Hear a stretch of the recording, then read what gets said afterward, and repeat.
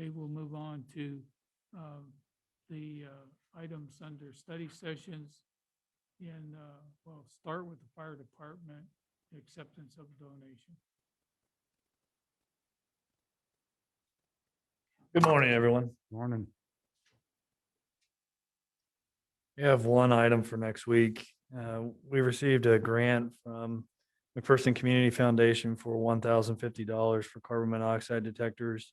Unfortunately, during COVID last year, we were receiving all of our carbon monoxide detectors from the state fire marshal's office through a program, and that program was cut. The funding was cut to it for 2021. So we decided to keep our community risk reduction. We were going to apply for grants to keep going with our smoke detector and carbon monoxide program. Bring it next week. Thank you. Okay, administration. I'm going to defer to Jeanette on this one. Yeah, for first time in a long time, we've got Jeanette alive. Yeah.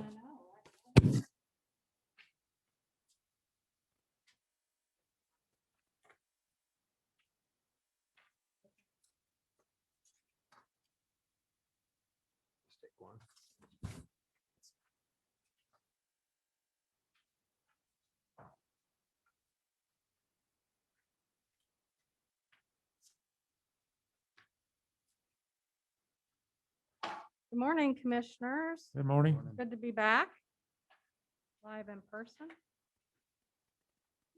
Finance would like to present the enclosed 2022 budget calendar that I just passed out as a guideline to meet the current Kansas statute budget deadlines. As indicated, if there are any legislative changes that get adopted, we can modify the calendar as necessary. But was wanting to go over the calendar that you have in front of you. Make sure everybody can hear me better with my double masks. So March 1st, which is today, I'm going to present the budget calendar to you and to the department heads during today's study session. And then March 8th would be a discussion on the budget baselines with the commission at the study session. For example, the guidance would be to either keep the budget request flat or 3-year average or a % of increase. Just have that open discussion as what the commission would like to see from budget requests for 2022. And then the week of March 8th, the Finance Committee would discuss personnel services and benefits budgets. Personnel budgets, typically, we include the step increase, and then at a later time, look at what maybe the cost of living increase might be. But we'll have that discussion next week. And then on or before March 26th, towards the end of the month, Finance will formulate the 2022 budget baseline estimates as directed by the commission, and also send out letters to those outside agencies and entities for their appropriation requests based off of the guidance of the commission on what they want to see in the 2022 request. And then on or before March 29th, preliminary personnel budgets would be sent out to department heads just to verify positions, people in those positions, and so on. And then April 5th, department heads would submit those reports back to us with any updates or changes, as we've had quite a bit of turnover in some of those areas. April 12th, the 2022 budget worksheets would be submitted out to those department heads with those personnel figures included in the budget, which would only include the step increase. No cost of living or any additional positions would be included in those budgets as well. And then the week of the 12th would be the spring retreat to discuss 2021's budget as well as 2022's budget. And the reason we put that out into April is to see 3 months of revenue. As you recall, I sent an email back from our January tax distribution from the county treasurer, we were short over $400,000 based on, I guess, some statement errors. So I won't have, hopefully, that 400,000 until towards the end of March. So really want to get 3 months of revenue as well as that March county distribution of ad valorem tax to ensure that we actually do receive that variance in what we budgeted. So that's why, and that will give us the time frame to add in March's month-end numbers. So I sent an email out just to get that week kind of slotted in everybody's calendar for the spring retreat. And just so the commission knows, I've also sent out the capital improvement plan for department heads to start looking at their 2021's budget, 2022's budget, and then a 5-year outlook. And then on or before April 23rd, the outside agencies and entities would have to turn in their budget requests into finance. And then on or before May 3rd, department heads would turn in their which should say 2022, just found that, their budget requests back to us. And we'll also start looking at revenue estimates for 2022 as well. And then the weeks of May 10th and the whole weeks of May 17th, kind of probably a little, I think it worked out really well how we did them last year in the community building, having a little bit more time for department heads and those outside agencies to come in and provide their presentation of their 2022 budget request.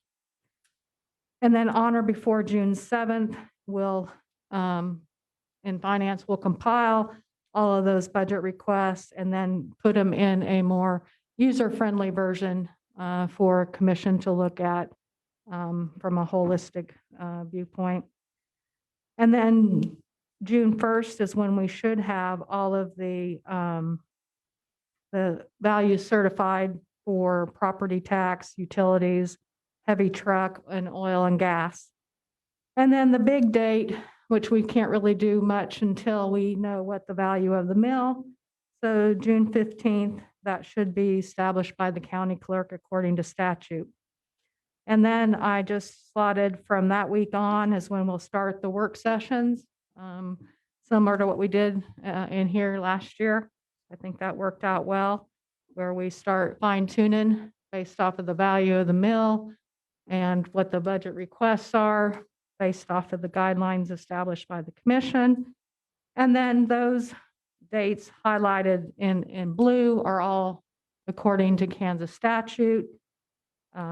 It's the deadline on June 28th. If for some reason we have to have an election based off of the tax lid.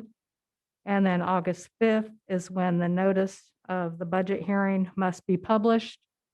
August 15th is when the public hearing has to be held, which is at least 10 days after the published in the paper or on the website of that hearing. You can also adopt the budget that same day. And then the 15th through the 25th per statute is when you have to formally adopt, and then it has to be turned into the county clerk if no election by August 25th. If there's an election required, then that date is October 1st. Any questions, comments? This was the same outline and time frame that we followed last year as it relates to the 2021 budget.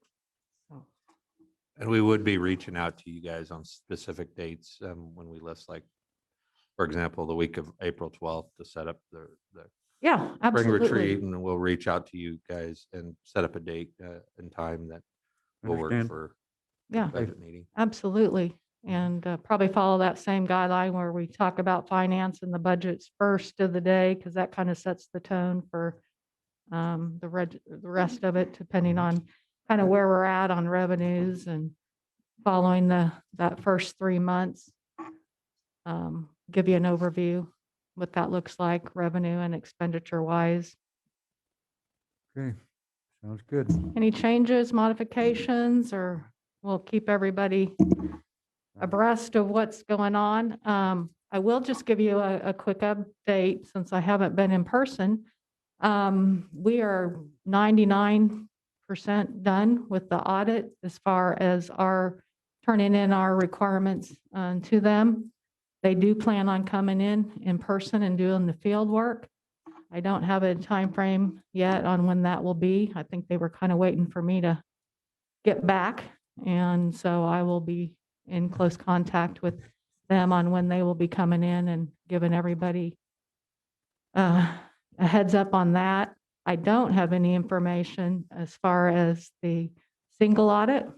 We did qualify, so we will have to do a single audit based off of our federal grant money received. So I don't know what that's going to look like, but I have a feeling they'll probably do that when they come in and do their field work.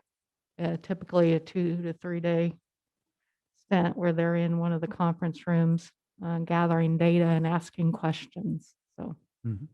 anyway, good. so it also being March 1st, and we're working on month end. So you'll be seeing the financial reports coming out in the next day or so. Good. Thanks for your patience while I was working from home. Yeah. Thank you, Thank you. Janelle. It's stressful. Okay.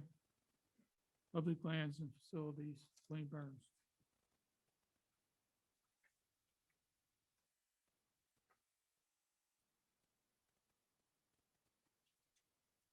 Morning. Morning. It's that time of year. Start thinking about the water park. And I have Kyle here today to present the operations and the startup for the water park.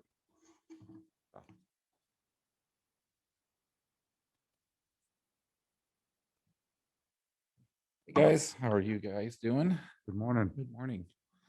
Um, so things really haven't changed a whole lot. If you look at your sheet, in the years past, I've always compared to the year prior, but last year was not a normal year. So I compared it to that of 2019 to give a better justification for a normal pool season. Nothing really has changed a whole lot. A couple of bigger ticket items that were on it are going to be, you're going to see there's a lifeguard, Lazy River lifeguard stand at about $3,000 there. Reason for that is to keep the Lazy River safer than what I feel or keep it safer because I don't feel that there's adequate supervision of that area.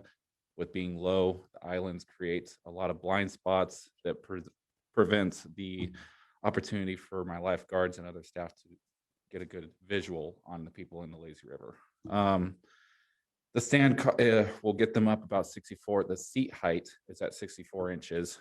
There is a platform that they can stand on that would raise them up even higher than that if they were to stand. One of those will, the whole unit together would be about $3,000. To help with that, I am actually restructuring my support staff. Typically, I have 2 support staff over at the Lazy River. I don't feel that there is a need to have 2 support staff over at the Lazy River for what their purpose is. It is not a lifeguard capacity. So I'm planning on reducing one of the staff over there. So that would cut cost about $4,000 this year just by removing that one additional employee there. One of the other items is a hot dog roller. The hot dog roller that's been in there for, I would assume, since we opened in 2003. Didn't work at the end of 2018 or 2019. We kind of limped through 2020. Didn't get a new one because I knew that we were cutting costs. This year, though, I would like to get a replacement, and that's going to come to about $1,500. I did increase the amount of recertification costs from $1,000 to $1,500. Last year, I operated pretty much off of entirely returning staff. So the costs, fortunately, I had a lot of returning staff to allow us to operate last year. But with that came a lot of recertifications. So I bumped it up about $500 to accommodate that. However, this year I don't see us even hitting 1,000 because I'm gonna have probably over 60% staff that are brand new. So I don't see a lot of recert costs coming, but I just wanted to add that in there in case there were. And then something, if you guys look at the number, the grand total, it looks significantly more than last year or in 2019. The reason for that is we didn't account for separate contracted costs that came in that Wayne usually presented. Finance asked us to include that into the startup. So I included the average into the 2019 startup as well. So there's a direct comparison. Because again, 2019 was, I think, somewhere around 7,000, whatever, 7,000 less. So 62 or 61,000. So I added that average to 2019 to give you a good understanding of where we're at compared to that.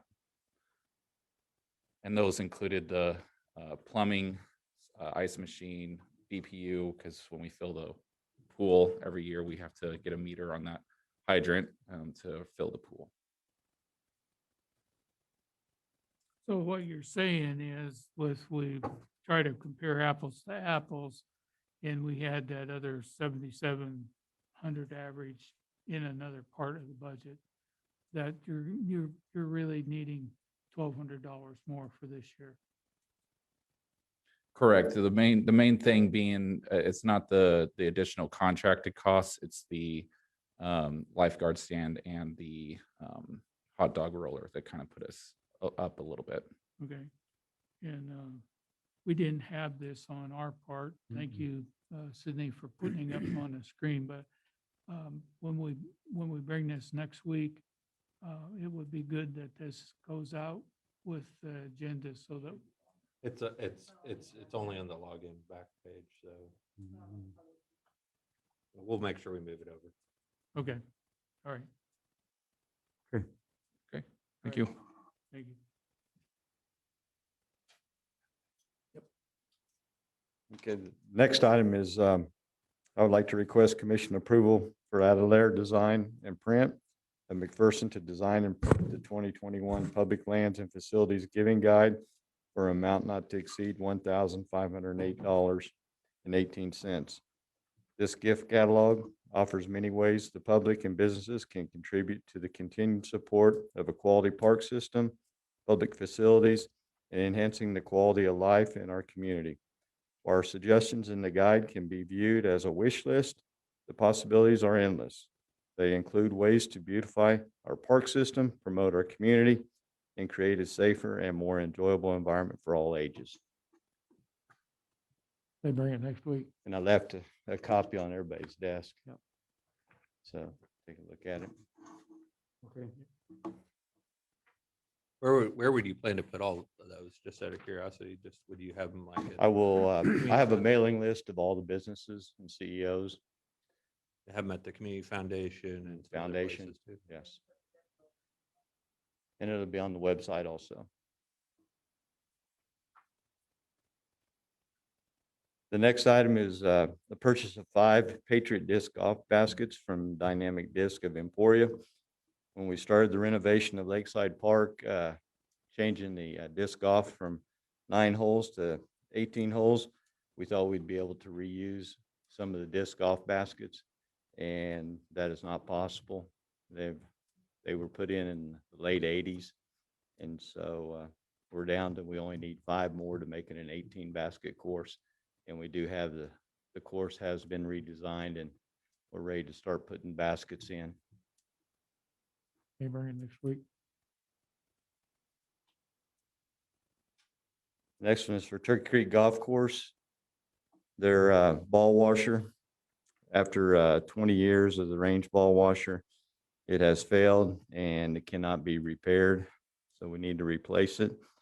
They do have money in the capital for a tractor, which is $12,000, and they're going to hold off on the tractor and purchase the ball washer instead of the tractor.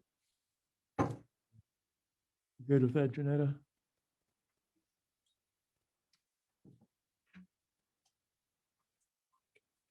Just had it like there. Well, based on the cash balance that the golf course carried over from 2020 into 2021, they would have money in their budget if everything, as far as revenues and expenditures came out the rest of this year.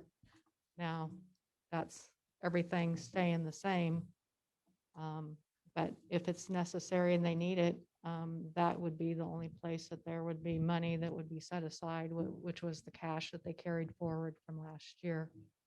So I can't look into a crystal ball to see what the revenues or expenses are going to be the rest of this year. But if we get in a pinch, we would just have to transfer more over from the general fund to cover their operating expenses at this point. So, and we did transfer already the money from the golf course into the equipment fund for that mower. So the money's already out of that fund. So there's no really reason to hold off on the mower. What's the balance in the fund now with the Um, transfer? Oh, well, when we looked at it last week, I think it was 154,000, something around that. So, I mean, they have a healthy balance Okay. based off of that carry Okay. forward. So, I think you bring it next week and Okay. we will be optimistic. Sounds good. Thank you. Public Works. First item I have is out of the wastewater treatment facility. Polymers used to chemically break the bond between sludge and water, allowing them to separate. We received a quote from SNF Polydeme Incorporated to purchase 4 2,300-pound totes of cationic polymer at $1.64 a pound. Total cost $15,088. We receive a price break if we order at least 3 totes. Fort Bend Services, the company we've been purchasing polymer from for years, was bought out by this SNF Polydine Incorporated. Bring it next week. Next item, we received letter of engagement from Greg Bingston of Clark, Mize, and Linville Chartered to represent the city in condemnation proceedings for the Northview sidewalk project. We put together a cost of the condemnation in the amount of $20,000. Well, So that, And obviously, you're going to have, Mr. Chambers will be in here to discuss the matter with you. So it may have some bearing on how that discussion goes. All right. we'll talk about it. so if we don't come to an agreement, I would like to bring that next week. Right. Okay. Okay. Mhm. Okay, the next is USD 418 sales tax facility and improvement discussion. And we have received from Gilmore Bell the usual packet that would include, if we pass the resolution, the model minutes, but the resolution that you get a chance to look at is starting on the second page, and it goes for about 3 pages minus the signings. So I would like to have the city attorney go ahead and give a quick summary of it. And I'll be cognizant that we have the potential of a scheduled presentation at 9:30. Sure. Okay. These were written by the same lawyer and law firm because they interlock with each other. So on the city's side of the equation, you currently have 2 1 or half-cent sales taxes that will be replaced if this and the school district's election are affirmative by 1 cent general sales tax 1/2 of that 1 cent will then be given to the school district to service the debt for the improvements. At the time that those improvements are paid off, it will revert back to the city. The other 1/2 cent sales tax will continue to be for city purposes. So we're replacing two specials with one general. We're giving up half the general, then we'll get it back. The school board stuff that you saw is just their IRB, or not IRB, but their bonding for the improvements that will dovetail with the cities. So that's the nickel dime tour. So Yeah, and part of the nickel dime tour is the overall amount of sales tax will not go up. correct. It's just right. changing from special to general, and it will stay the same amount so that we can enter into a interlocal agreement then with the school district to help them, and that will probably replace about 5.5 at least mills that will not be needed on property tax. And that, like we've said all along, that sales tax in our pool factor is that about 30% of the sales tax is paid by people outside the community. So that portion will be paid by people outside of McPherson. So that's one of the reasons why we are offering this to be a part of a solution to get our school facilities back up into the area that need to be according to their visioning committee and their board. So we will wait for them, but wanted to go over it just in case anybody on the commission had a question on all this verbiage, because next week we will probably be asked for a vote. So I wanted to be sure that it was here in a study session in time to ask some questions before. The only question I had, Jeff, was, it says on page 2 that, and it talks about the 2023 date when the other sales tax ends. It says on that bottom sentence, collection of the 2023 sales tax, if approved by the electors of the city, shall commence on October 1st, 2023 upon expiration of the existing sales tax or as soon thereafter as permitted by law upon effective date of collection of 2023 tax. Now, that means that after does that mean the 2-month lag of when we actually get collections is when it will actually start? So That's it'll my be, understanding. Okay. You'll have that open. So. okay. Yeah. Yeah, the current half-cent sales tax will still be paid out to us, but the other part can't start its run period until after that October 1 date. That's what, but my question was about the collections. for- Right, and yeah, I think that you accurately stated how it works out, so. Correct. Yeah, so October, but we November, will- December. We will clarify if something needs to be in there with Garth. The intention is that there is no gap. This does not change the money that goes to the street. Is that correct? It comes in a more general purpose, but yeah, I mean, it's still ultimately up to the governing body if you're going to continue to spend that on the street. Exactly. That's Right, right. so I it's- just want to make sure that we understand that. It's not directed to the street department, but it goes into general and we will, Yeah, It- each year when we make the budget, we'll determine that's Right. right. where it's going. Okay. That will help us a little bit in that if we need something that goes beyond 10 years, we will be able to do that on some of these projects because we don't have a 10-year limitation. Right. Okay? All right. Okay, any other questions? The other thing I'd point out is that they show it being a mail ballot, so, and I'd mentioned that to the mayor before, so.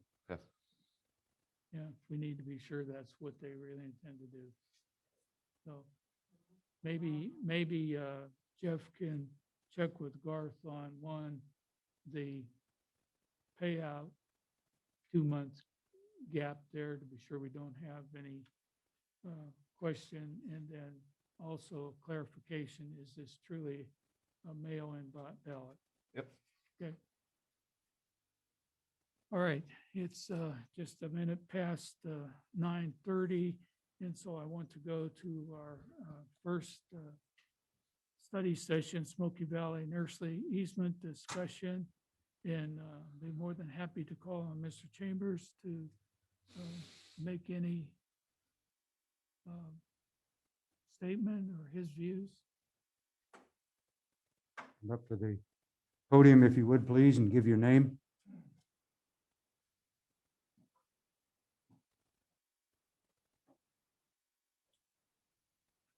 Jeff Chambers. Mhm. I own Smoky Valley Nursery at 600 West Northview.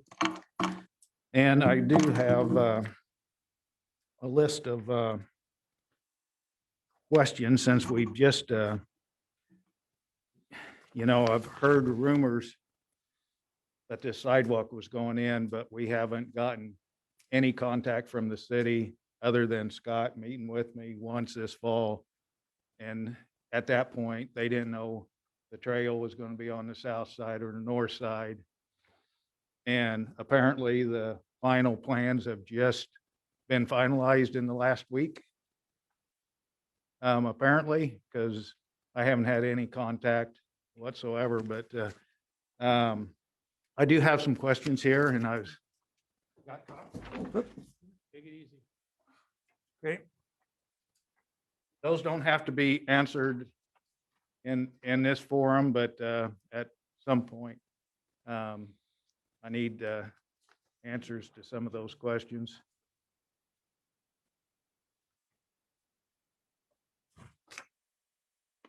You go ahead. And with, just the offer being presented just a few days ago and just getting the information on how to proceed on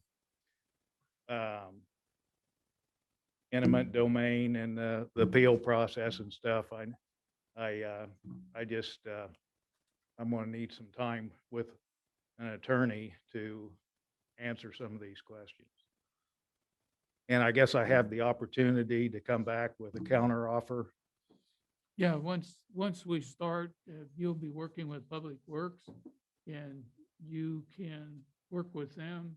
And if you want to counter something, that's your privilege to counter. And Okay, they will work with you to hopefully come up with a solution. yes. Yeah. Okay. And with the, Do you want to go through, just, we have the time to just, we may be able to give you an answer, or maybe not give you an answer right here today, but we can go walk down with you okay. if you want today. And if I could, I don't know if this paperwork that Scott just handed me, if there is a detailed construction site of the sidewalk, it'd be nice to have. Because that's one of my main questions is why this sidewalk at 81 Bypass in Northview is requiring almost 3,500 square feet of permanent easement. Provided a copy of the plan, also attached to. I'll give you a copy on Wednesday, correct? Not the plans of the sidewalk, not the actual, you showed me the construction, the actual sidewalk, but on that, all that I've got is a survey where the easement and then what you're requesting is temporary easement. No, I don't have that. You might have on what you just given me. Okay, we'll make sure you have it, Jeff. And Scott said that, that 5 foot extra easement over most of it to the east was just for them to walk on and lay their tools on. Well, after the 12 foot of concrete, there's still 3 foot of easement there. Isn't that, I would think that would be sufficient for them to lay their tools on and stuff, because we're getting into, I've got close to 40 trees along there, and you're getting the easement right at the base of those trees. And talking with the Kansas forester, that's going to be very detrimental to those trees that have been in there for 15, 18 years. Hmm. So that's like a farmer out spraying his crops on a 30-mile-an-hour wind with herbicide into his neighbor's farm. He should know better.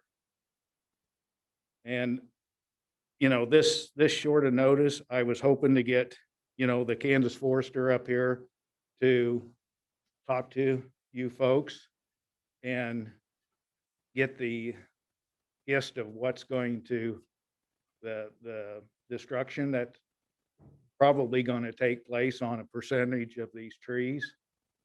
And we're going to be back here with our attorneys fighting over who killed what. And I don't want that. I don't have time for that. And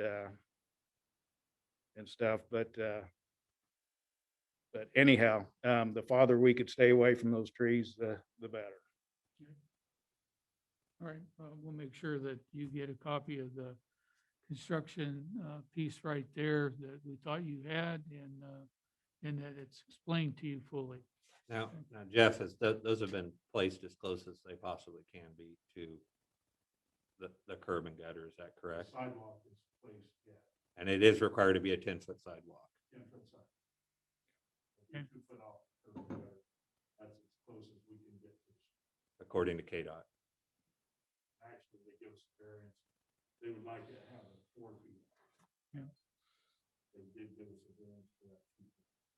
Okay, I think we should probably go through the questions. sure. You want me to read them? You read them? Well, yeah, I can read them because I didn't type them up to where it's, but I was wondering if there is going to be signage. I noticed on the Lindsberg trails when it's going through town at each intersection on the streets, there is an actual stop sign, a little miniature one for the pedestrians and bicyclists to know that they have to yield to the vehicles on the streets. We don't put signage. Okay, but he's asking on the street, and we will have signage to cross 81, and there will be notice to vehicles on Old 81 as well. Okay, what I was referring to is the driveway. With all the shrubs in my fence right there, I literally have to be out beyond those with my pickup and my 31-foot gooseneck to safely pull out Northview. So there we are with my truck sitting out in the, before the curb, and a bicyclist comes along and either gets mad at me for blocking or runs into me. There won't be any.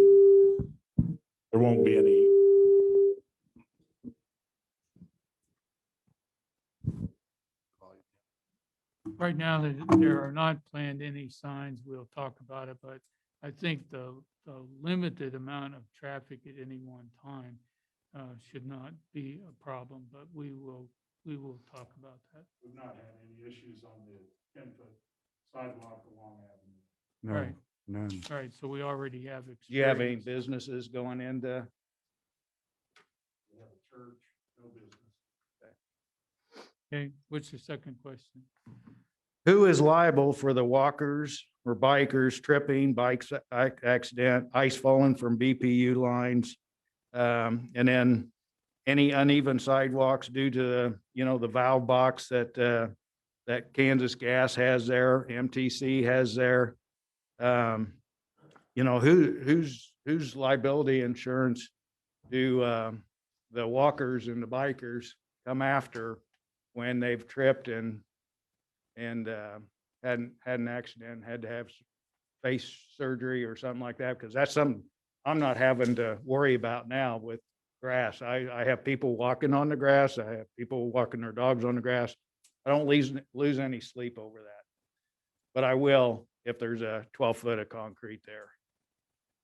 Okay, so it's 10 foot of concrete. The uneven sidewalk, the city has taken the maintenance for all the 10 foot sidewalks. You'd have to consult with an attorney. But my guess is that there's liability if somebody's walking, there for him as well.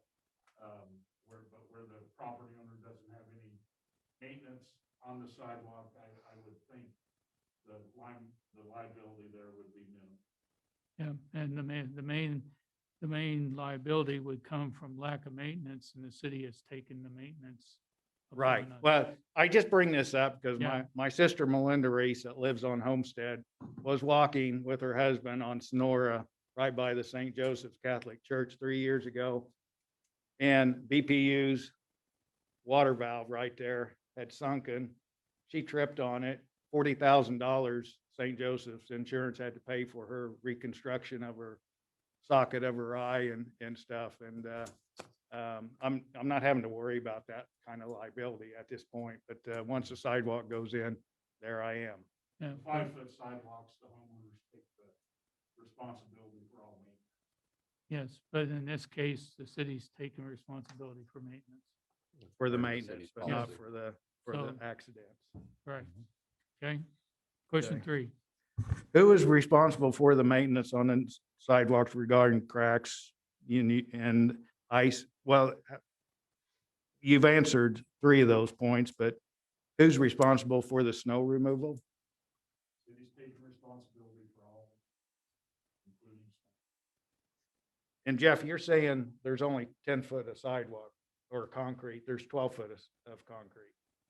10 foot. There's 10 two, feet. 2 foot of, Gap. of colored concrete and then 10 foot sidewalks. So there's 12 foot of concrete.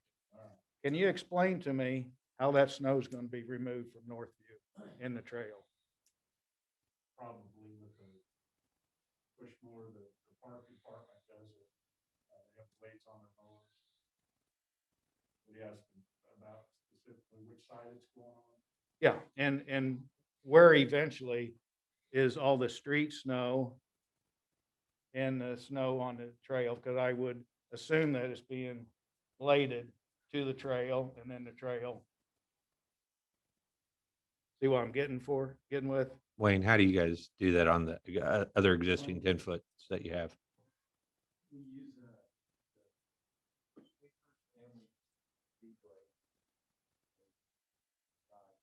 Okay, with you taking up all the easement with your 12 foot of concrete, where that snow and ice that's laden with salt is going to be at the base of my 40-some trees. Mhm. Do you Yeah. salt it? Do you salt those sidewalks too? There would be salt on the streets. Well, right now you're already dealing with salt on the streets, though. I mean, from that perspective. Right, and I'm having to replace grass there constantly every year, Nick. On there, so the salt and just to having the snow piled on there when we do have snow, which isn't that often anymore, but eventually that's, all that snow with salt in it is ended up on my property underneath my trees. I don't think that's going to change. But it's not now. It's Your not- sidewalk is impacting that. Mhm. But you don't plan to put additional salt out on the sidewalk? You don't No. do that? No. Anyway, We don't, But, but we take, part of maintenance is we'll take responsibility for snow removal. right, okay. Okay? Question 4. If the city is, okay, the 4's pretty much, you just answered that. Okay, 5. If the city is responsible for the sidewalk repair, how quickly will the repairs occur? Quickly as possible. And part of it depends how quick we identify it and, Yeah. you know, that's the big challenge with any sidewalk is identifying when we've got issues. Okay.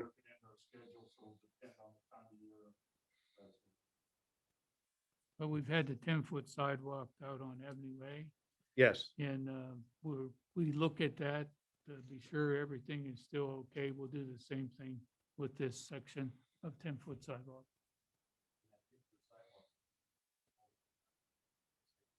Right. Right. So we look at it to be sure we're still having a good surface. what the reason for that question is the longer that sidewalk is dangerous, the more liability it is to me. I don't see a liability to you because we've taken a responsibility for maintenance that we said up in previous questions. So when the somebody- liability is So, if there is a liability due to lack of maintenance, it's the city that's going to Okay. deal with it. very good. Okay. six- Is there future plans for public restrooms either at Hess Park or the trailhead? Right now, there is no future plan, but we have talked about that. We don't have a say in the Middle Arc Trail. But as we move forward, there may be a need. But for right now, the answer is no. Well, it's impacting our garden center already with just the new playground equipment at Hess Park. The family's coming over to using the bathroom Okay. All right. because there's no facilities, Yeah. no convenience stores, no nothing. Okay. We're near. Yeah. Appreciate the input.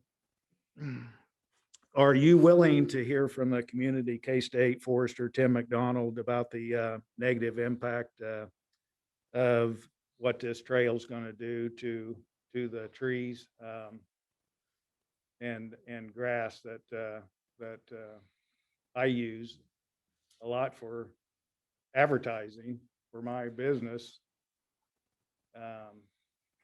You're putting those trees at great peril with getting that close to them, excavating 16, 18 inches deep. I don't think we've ever refused to Hmm. hear someone coming in and visiting with us. So we would be more than happy to Okay, have a meeting with you, with Forrester, with city. Okay. Doesn't have to be a commission meeting so that we go over all the points and discuss. very good. And that time frame needs to happen pretty quick. So. Very soon. Yep. So if you want us to arrange it or you want to arrange it either. Well, Cody, your city forester has pretty direct contact with him, and it'd be nice to Okay, request him down to, okay. What we'll do, Jeff, is we will make the contact and try to set up a meeting and be in touch with you on when he can come down. very good. Okay? That needs to happen in the next day or two. Well, not the next day or two, but. yeah. State. The state forester, Tim McDonald. He's our community state forester. We'll go ahead and arrange it. And we'll talk to him. We'll do it. Cody can. get He it. works hand in hand with Cody anyhow. We can set up a virtual meeting if we need to too. Okay, yeah. And if we set up a virtual meeting, you're not in a facility for the virtual meeting, you're more than happy to come to here Okay. for the virtual meeting. Very good. Okay? Anything else? That's it. Okay? Said you need some more time to evaluate. How much time are we talking about? We do need to continue to move forward. That's correct. Well, as just being considerate, I just got the paperwork in my hand this last week and this week. It'd be nice to have some time to, What's time? How much time do you need? 30 days. 30 days isn't gonna happen. Nope. Well, Well, let's just see if we can move forward this week as much as we can and get the state forester and everything else and see if we cannot. well, you know, and looking at your offer, if we went, you know, and do you want me to give these to Scott and you guys talk about it? Yeah, Let's do that. okay, Because I think I have a reasonable counter offer okay, with two different options okay, to maybe alleviate some questions about the trees and stuff. And yeah. and I'll give that to Scott and you'll have that in your hands. If one of those options aren't acceptable to you, then I will retain an attorney and we'll see how much time he needs to get on board and stuff. And the same with you guys. Okay. All right. Sounds. Thank you good. very much. Thank you. Jeff. Okay, we are a couple minutes ahead of time for McPherson Housing Coalition requests, but if you have all your people here and don't mind going forward, we'll go forward. So I'll call on Chris Goodson. Say who you are and. Hi, I'm Chris Goodson with McPherson Housing Coalition, and today we're going to talk about the Oak Harbor Cottages. That's our newest project for families in crisis. I brought my team, or at least part of my team today, so that you could, if you had further questions or see people in the community, you kind of know who these people are. Jamie Odell is co-coordinating this project with me. Don Bland is going to be our project manager on site. Mary Driscoll is our CFO for McPherson Housing Coalition. Elizabeth Hopp is from Earl's Engineering, and she's actually the engineer that is actually working on this project and has been working on the drainage and moving the pipes and all that kind of stuff. Yeah, we know Elizabeth. She was here a couple weeks. Yeah. ago. So I don't think I've forgotten anybody. We got Carolyn. Oh, Carolyn Moore. I'm sorry. See, I knew I was going to forget somebody. You're hiding in the corner. You need to be somewhere else. Carolyn Moore is our case manager for our ESG, which is Emergency Solutions Grant Program.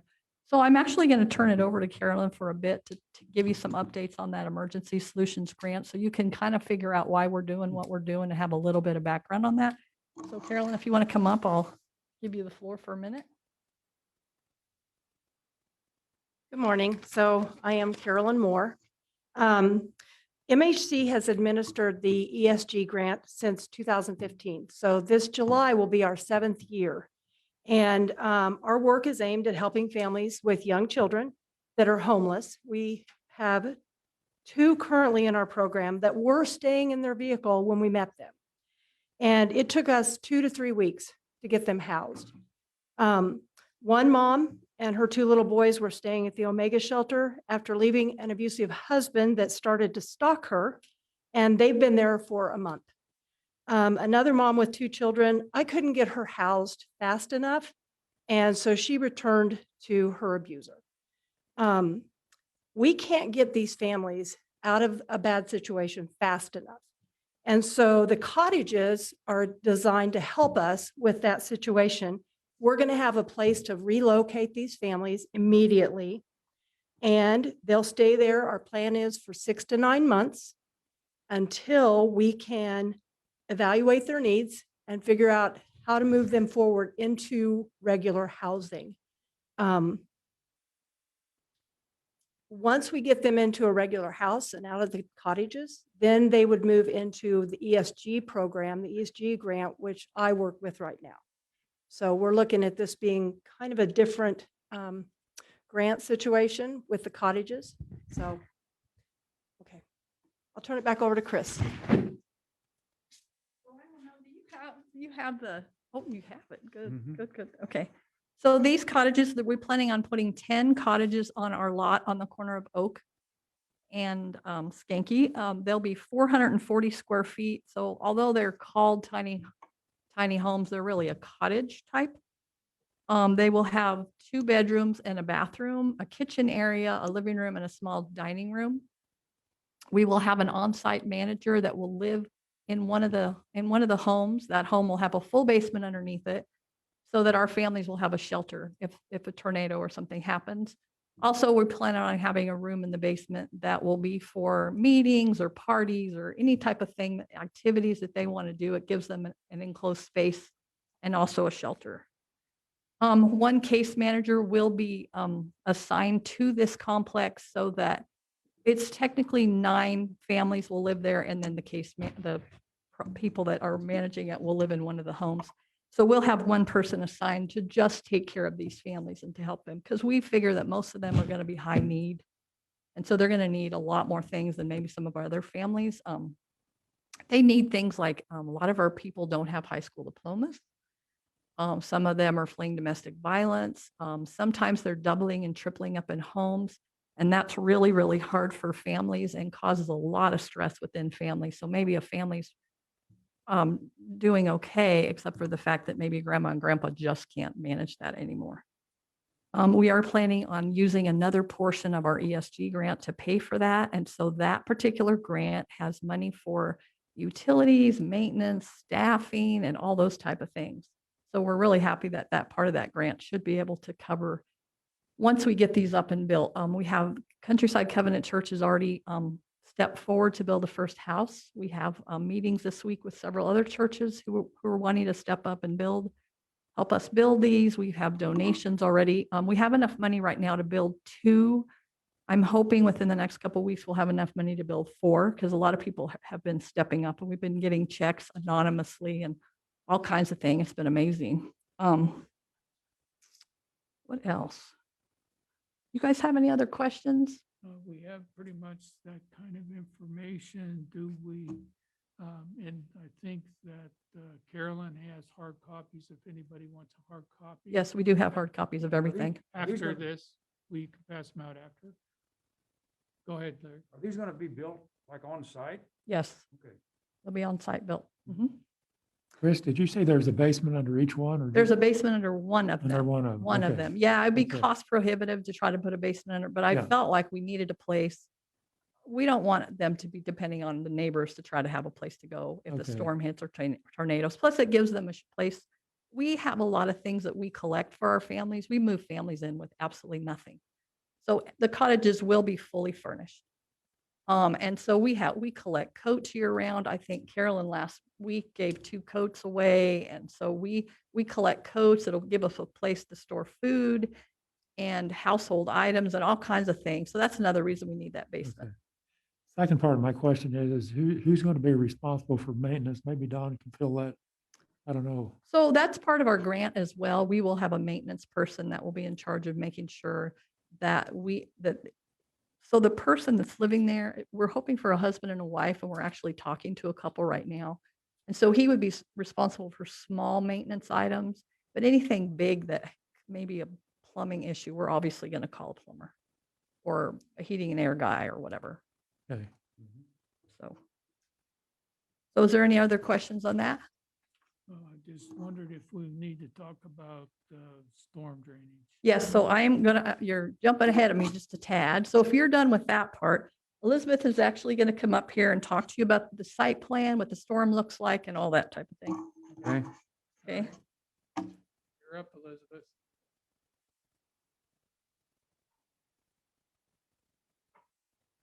On that site plan, if you could go back to maybe sheet 3, and I'll kind of explain what we did drainage wise. So this site, as you know, has some drainage problems.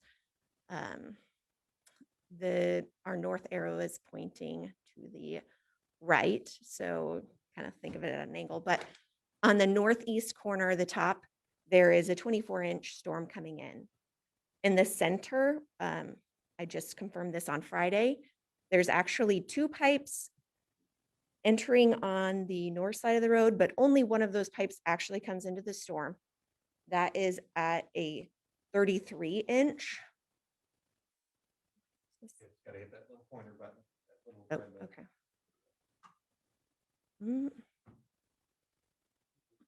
Oh, There you there we go. go. So this one, There you there's 2 pipes on the north side of the road, but actually only one of those pipes actually enters that manhole.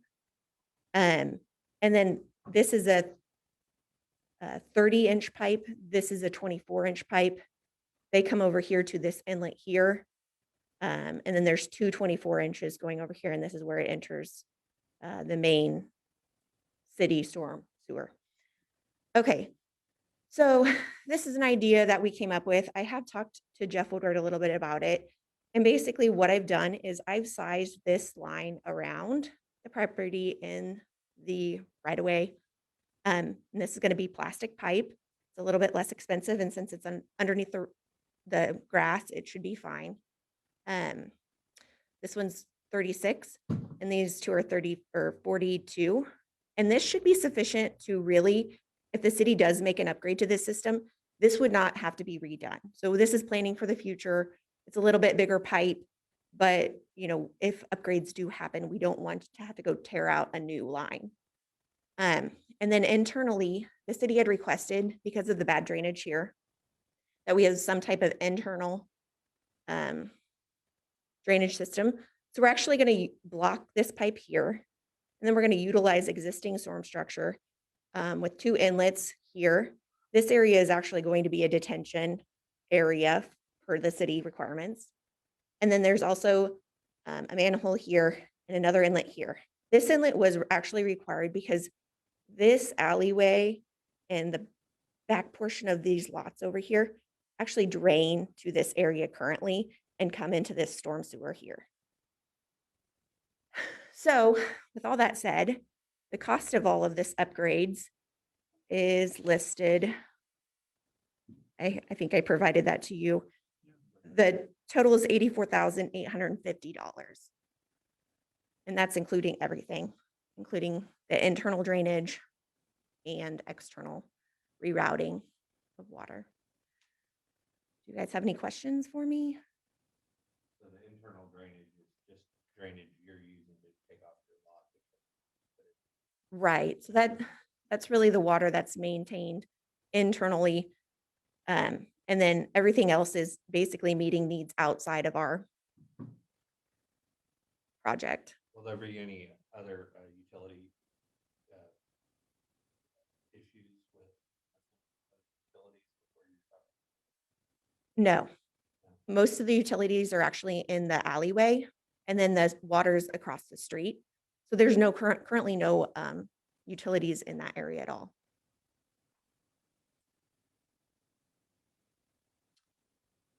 Any questions or input from Public Works?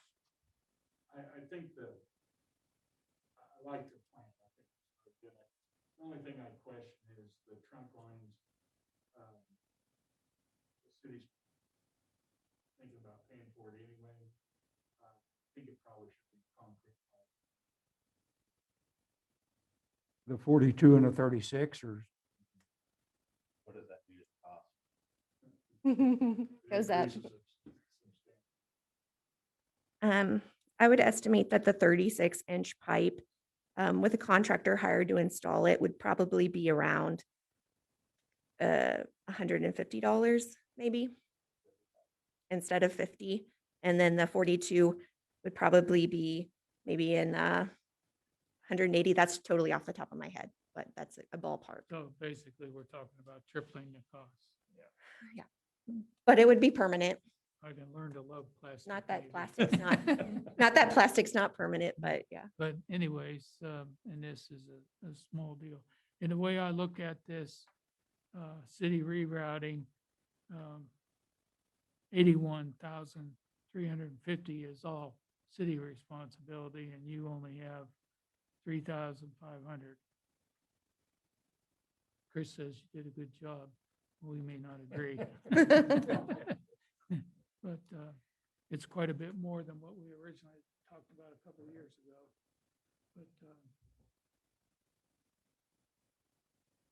But I would say that we want to work with you to get this in.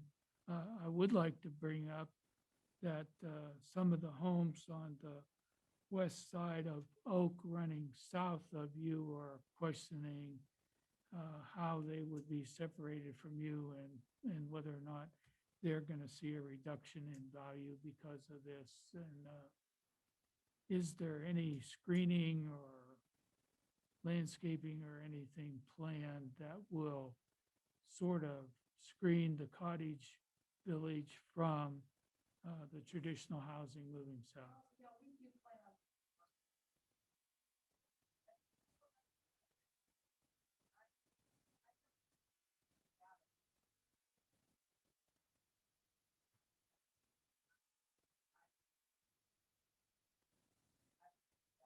Okay.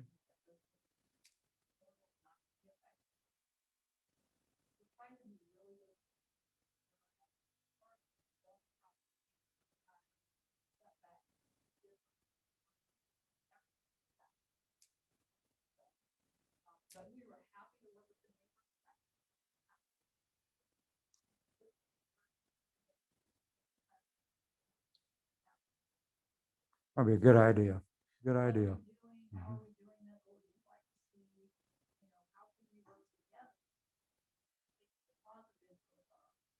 Mhm. There will be a benefit.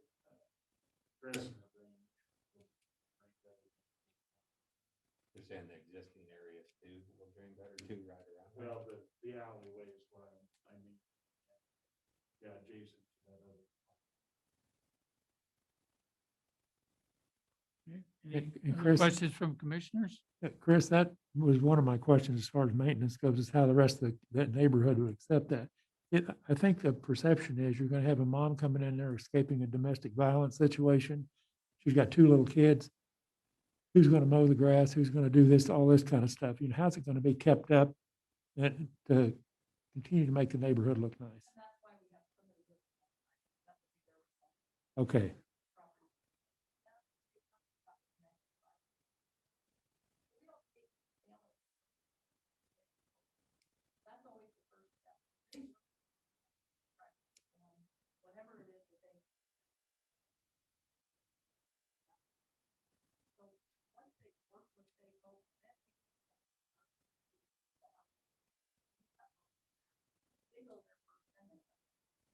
Okay. What's the Okay. most amount of people except for?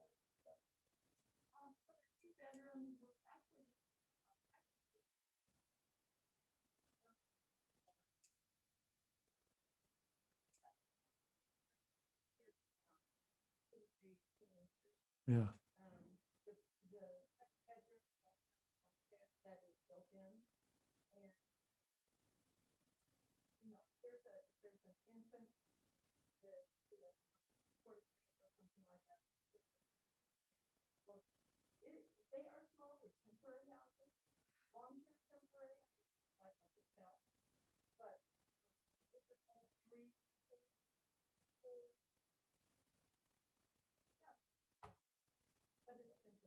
Okay.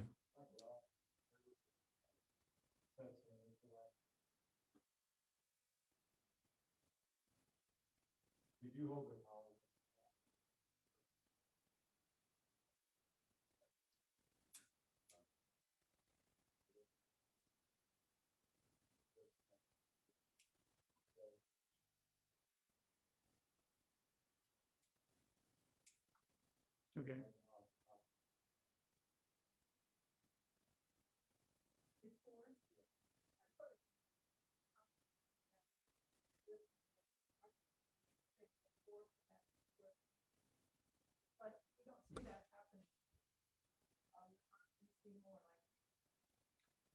And this still will go through a site plan review process that it has not gone through yet.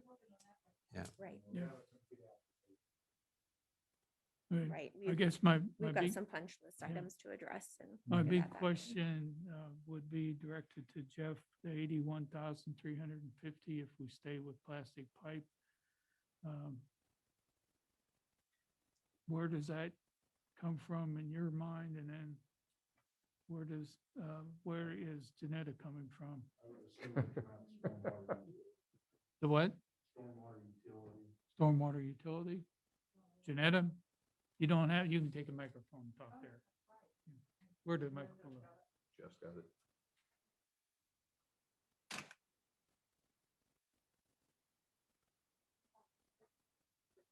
Oh, you gotta turn it on. Yeah, move over here away from. Hello? There you go.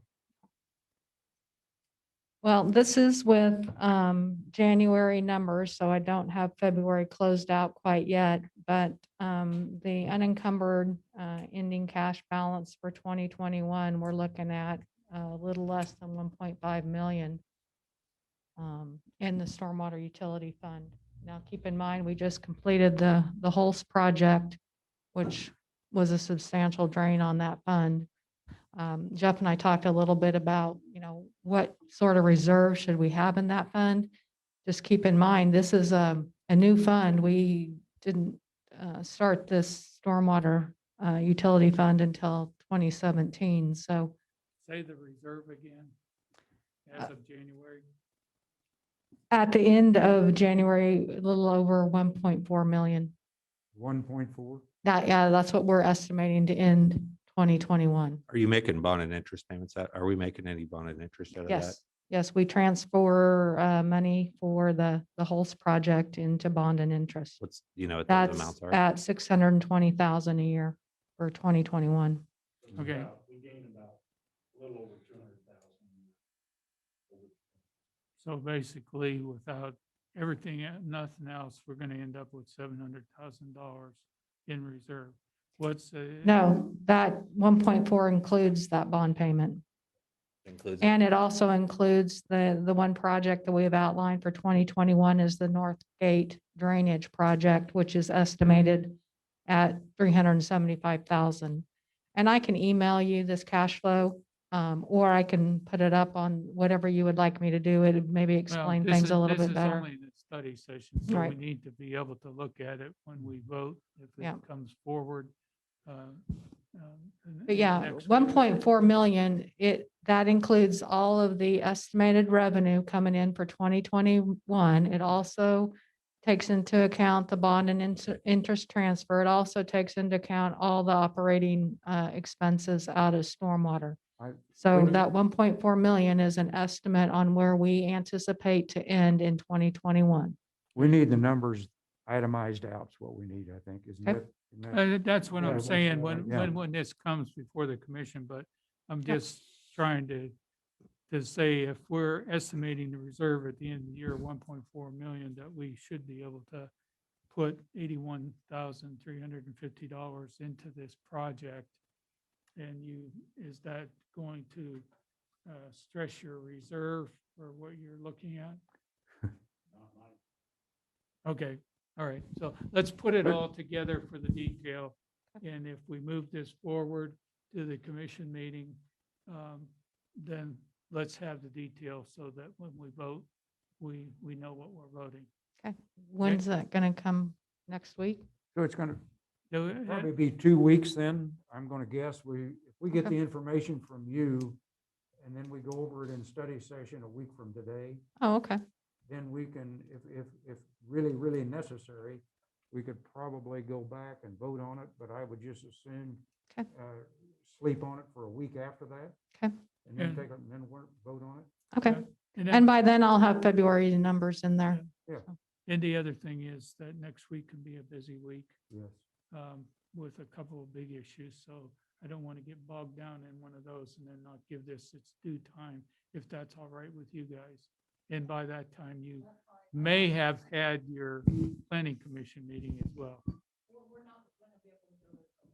April, okay, all right, I got you. Well,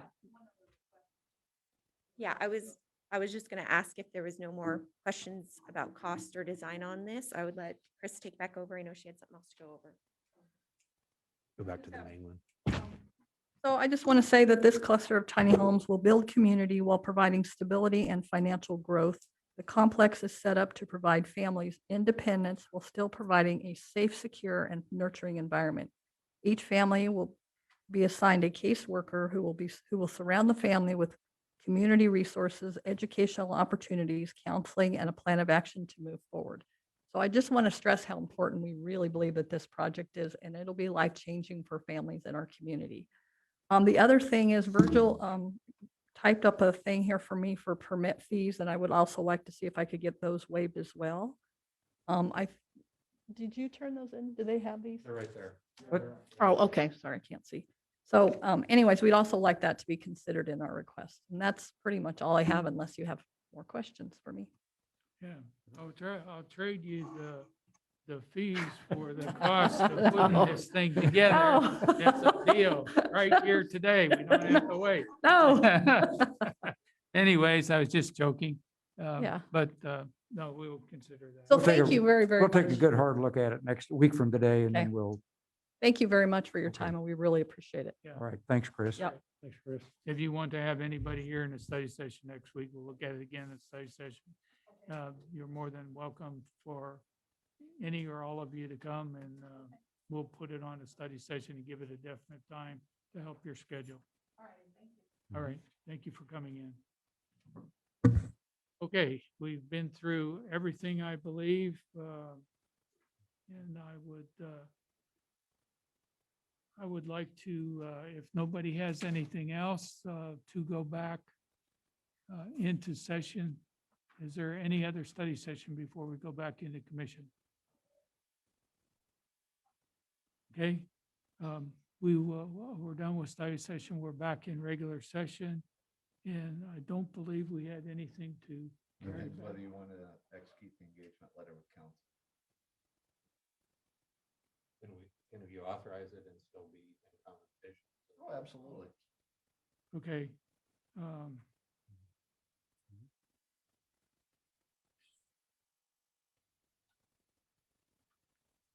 It's 6:2. 6:2 in the study. Yeah, session. 6:2.